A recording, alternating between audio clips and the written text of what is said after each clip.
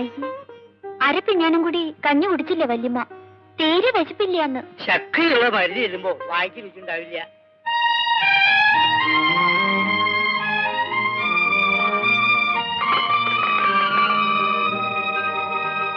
വേഗം ചോറെടുക്കും. കോടതി കൊണ്ടുവച്ചിട്ട് വേണം ക്ലാസ്സിലെത്താൻ. വാരമാഷ ക്ലാസ് ആണ്. അപ്പൊ ആഹാരം അതിന് നേരം ഉണ്ടാവില്ല.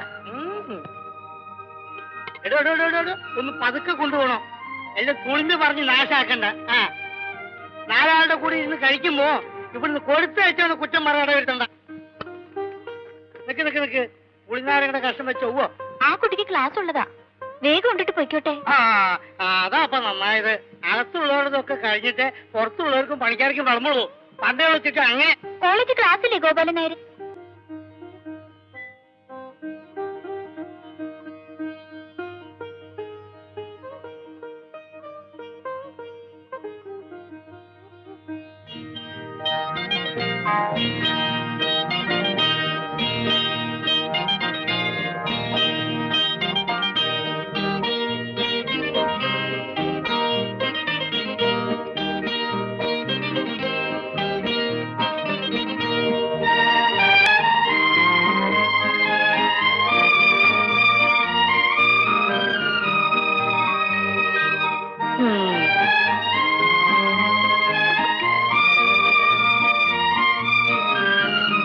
പഴയ നിയമങ്ങളൊക്കെ തെറ്റിക്കാണല്ലേ.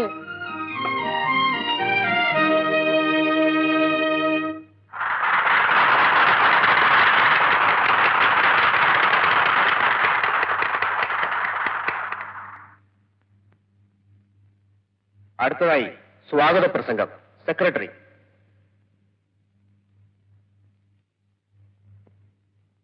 നമസ്കാരം.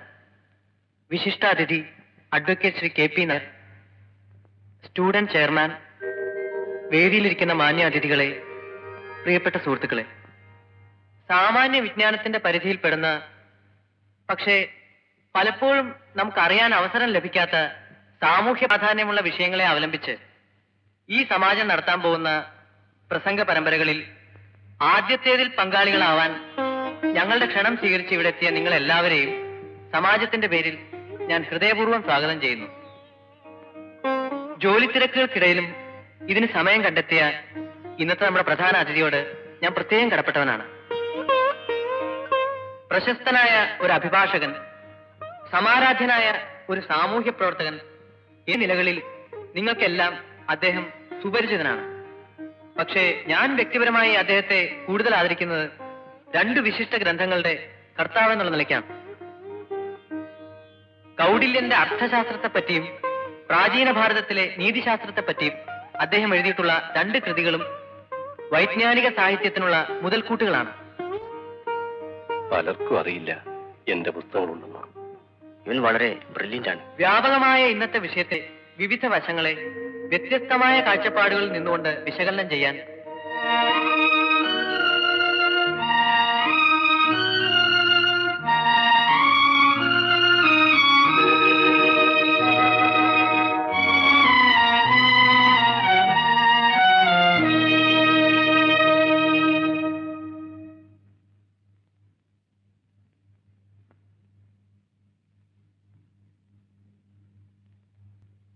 ഈ വകയിലുള്ള അമ്മാനൊഴികെ ആരുമില്ലേ? ഇല്ല.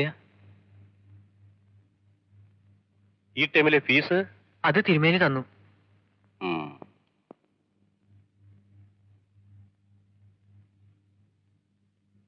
അടുക്കളപ്പണി വേണ്ട ഇനി മുതൽക്ക്. സമയം കിട്ടുമ്പോൾ ഗുമസ്തനെ കുറച്ച് സഹായിച്ചാൽ മതി.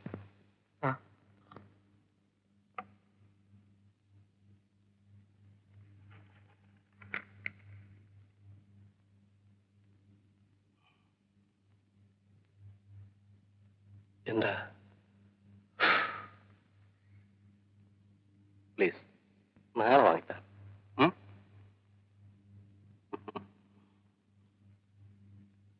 എന്താ ഞാൻ പറഞ്ഞത്? ഇവിടെ ഓഫീസിൽ പകർത്താനോ എഴുതാനോ സഹായിച്ചാൽ മതി. അതിനുള്ള ശമ്പളം പോലെ ഫീസിനോ പുസ്തകത്തിനോ വേണ്ട പറ്റാം. ദാനമല്ല, വേതനമാണെന്ന് നിശ്ചയിച്ചാൽ കൊടുക്കുന്നവനും വാങ്ങുന്നവനും വിഷമം തോന്നില്ല, അല്ലേ?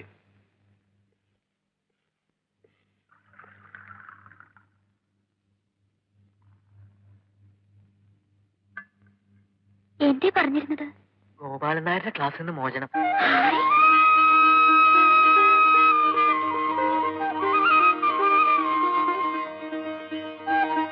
കണ്ടാലൊരു തറവാടിപ്പുണ്ട്. അതുകൊണ്ടാ പത്തായപ്പുരയിൽ കിടന്നോട്ടെ എന്ന് ഞാൻ പറഞ്ഞത്.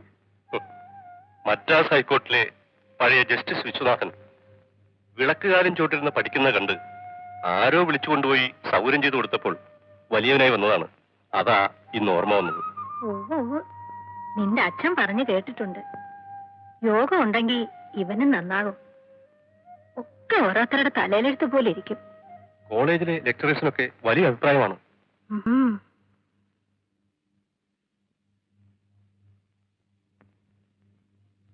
ഉം.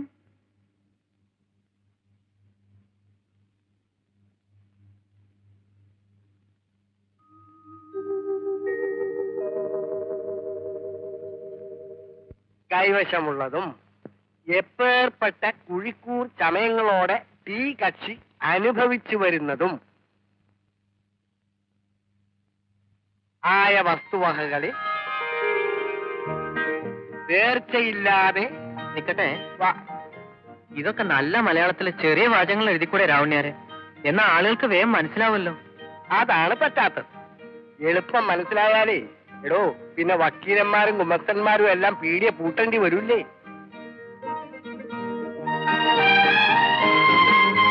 എവിടെയാ നിർത്തിയത്? ആ വസ്തുവകകളിൽ നേർച്ചയില്ലാതെ 1964 ഡിസംബർ 9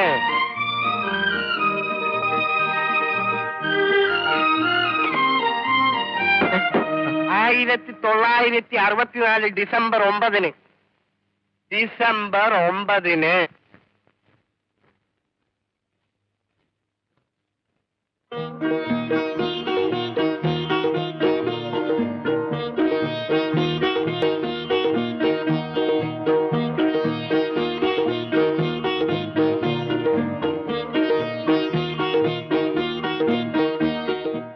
പുതിയ കവിതയൊന്നും അച്ചടിച്ച് വന്നിട്ടില്ലേന്ന് ചോദിക്കായിരുന്നു ലക്ഷ്മി.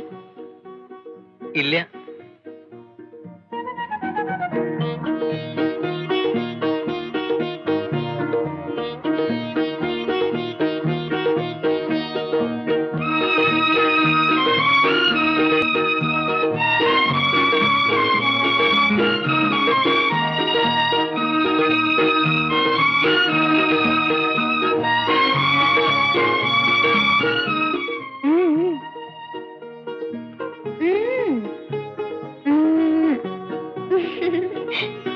ഈ ആംഗ്യഭാഷ ശരിക്കും പഠിച്ചതാണ്? ഏയ്, 4-5 കൊല്ലായില്ലേ ഞാൻ ഈ കുട്ടിയുടെ കൂടെ. അങ്ങനെ ശീലായി.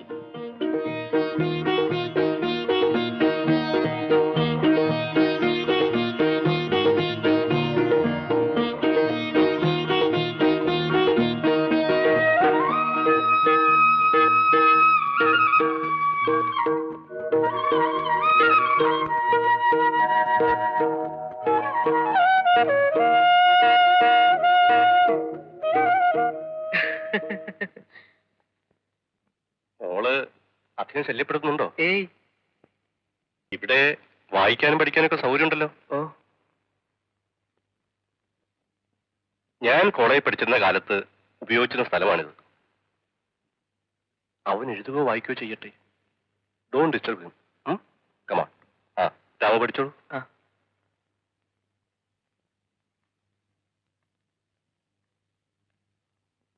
മൂപ്പർക്ക് വലിയ ഇഷ്ടായിരിക്കണു അല്ലേ? നല്ല മനസ്സുള്ള ചിലരെങ്കിലും ഉണ്ടല്ലോ. ഭാഗ്യം. അത് മകളിൽ ആളിക്കുന്നത് കാണുമ്പോ എന്തോ വിഷമം തോന്നും. അവക്ക് മിണ്ടാൻ വയ്യാന്നല്ലേ ഉള്ളൂ. വേറെന്താ ഒരു കുറവ്? അത് നിസ്സാരമായ കാര്യമാണോ? അവള് ചിരിക്കുന്നത് കാണുമ്പോഴൊക്കെ എനിക്ക് ദുഃഖം തോന്നും. എന്നാൽ ഇനി അവളോട് രാമുവിനെ കാണുമ്പോ കരയണോന്ന് പറയാം. ഭ്രാന്ത് പറയാണ്ട് വല്ലതിരുന്ന് പഠിച്ചോളൂ.